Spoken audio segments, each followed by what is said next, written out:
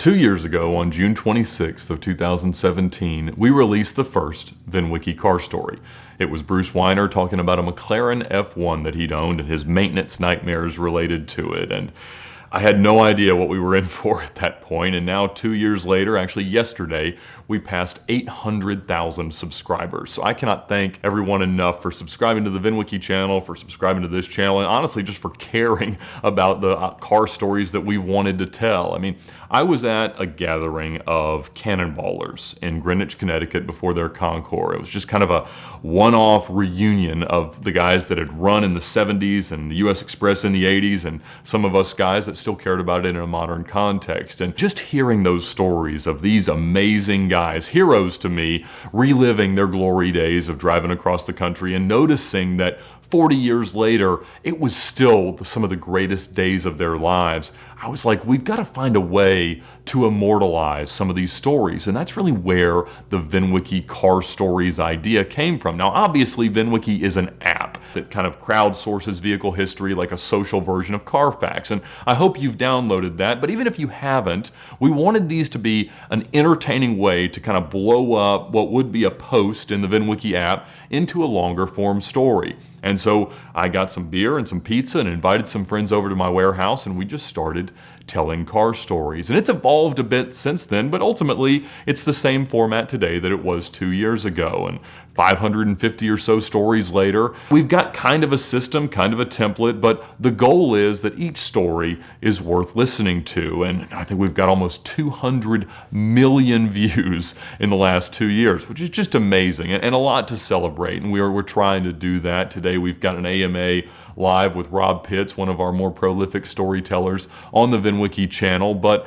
I just wanted to talk a little bit about some of the things we've learned over the past 2 years about what it really takes to launch and grow a YouTube channel as fast as we've been able to. And it's worth prefacing by saying this was all totally accidental. I never dreamed in a million years that we would ever develop our own audience on YouTube. In fact, when we edited the first 25 stories that we shot on the first day, a friend of mine did all the shooting and editing and was happy to help us in getting it off the ground. When we had those done, I talked to Doug DeMuro and Tavarish and Rob Ferretti and David Patterson, Rob Dom, and others that I knew already had YouTube channels. And I said, hey, I've got these high quality videos, I felt like, would you like to just air them on your channel? And they all said no. I had hoped that we would just be able to immediately get them in front of people that would translate into growth in our app, but they had all had their own content strategies and didn't really want to make any decisions that might rock the boat. I never thought we'd get any views. In fact, I thought, hey, all right, we got 25 videos. We're going to release one a day over the next 5 weeks. Let's say we got 2,000 views per video. That would be amazing. If we get 50,000 total, then we'll make some more. And everybody was kind of in agreement about that. Well, we got 800,000 views, and so it immediately began to grow and develop its own subscriber base. It was amazing. I never saw it coming, but my editor, my friend, didn't want this to become his full-time job, and of course it wasn't really making any money, but it was great. It was translating into new users. It was getting a lot of views. People were really enjoying the content. They were enjoying people seeing their stories, getting them exposed to a broader audience, and so it was definitely something that we needed to continue. And so I kind of replicated the setup, bought the same camera, the same lens, the new microphones, lights, everything else to try to replicate what my guy had done. And so there was 25 really good ones, and then it takes me probably another 20 to figure out exactly what I'm doing. I would render it out at the wrong frame rate or have it out of focus, or there'd be just some terrible echo.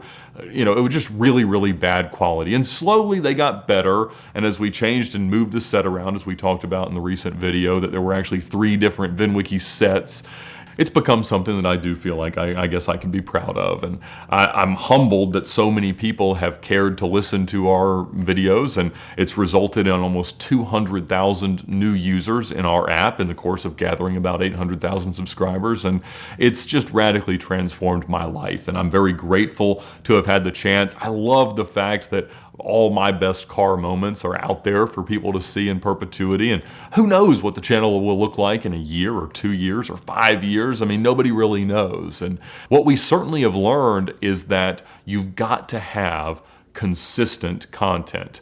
You want every time your viewers come for them to generally know what to expect and to deliver on that expectation. And so the first thing that we absolutely learned is have a templated style so that you can reproduce it. And this, as I was thinking about all the different ideas of how one might build a YouTube channel, was just something that I knew we could generally replicate. The same way Comedians in Cars Getting Coffee has a car, Jerry Seinfeld, one of Jerry Seinfeld's friends, a place where you can have coffee, and generally the path to get there.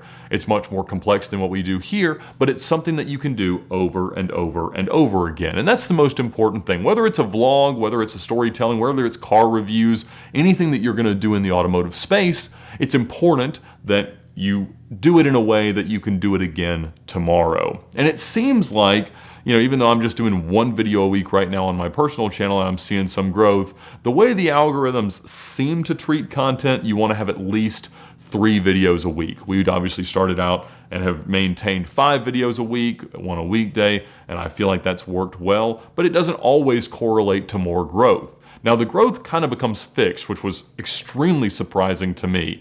You will generally see that a channel grows by about the same amount each day. For us, it's always been, give or take, 1,000 to 1,500 new subscribers. And that's been amazing for the VinWiki channel. It's resulted in that amount of growth, and it seems to be continuing. Now, some days it might be 700, some days it might be 2,500. You just never really know, but on average, it tends to be about 40 to 50,000 new subscribers per month. So of course, my primary 2 objectives are immortalizing well-edited and condensed stories and directing traffic towards our app. It's not really using VinWiki's YouTube channel to make money. And our content strategy is not optimized by any means for YouTube's normal revenue models. The ads that we run are the lowest quality placement that we can get people to still buy. We sell a monthly placement as VinWiki Car Story's presenting sponsor, where we introduce them in the intro sequence. We run a lower third that explains who they are, and then we'll run a 10 or 15 second ad that they designate at the end. We put links in the description, and we can sell that, and we guarantee that they'll get at least 5 million impressions per month. Now, what they really want us to do is to interrupt the content about a third of the way in and spend 30 to 60 seconds explaining whatever their product or service is. Now, obviously that doesn't work with a story. Nobody wants to hear that, but we have made them understand that that's what you as viewers will appreciate, and that's why they see such great conversions and so much support for what they're doing.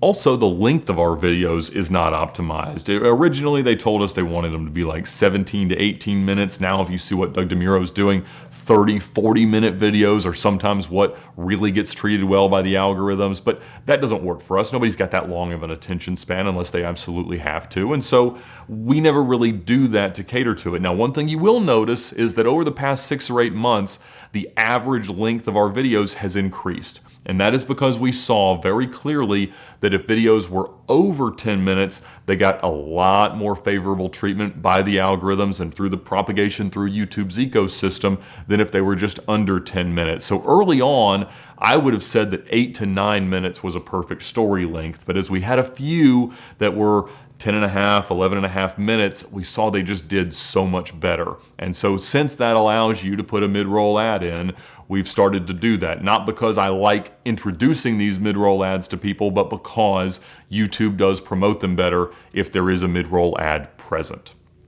Now, if you want to be a professional YouTuber, one thing you're going to have to understand is that you will have to treat this as a job long before it compensates you as a real job. I mean, obviously, I could have found people to edit our videos for money early on, but we couldn't afford that. I didn't have the money for a budget for anything like that, so I had to learn. And for at least 6 to 10 months, I had to make these videos in my own little vacuum, not knowing how many people were going to watch them, knowing that some of them were just going to swing and miss and not really make any money. Now, fortunately, now it does create some revenue, and we may spend some more time in another video talking about how much money somebody actually can make on YouTube if that's something you guys are interested in.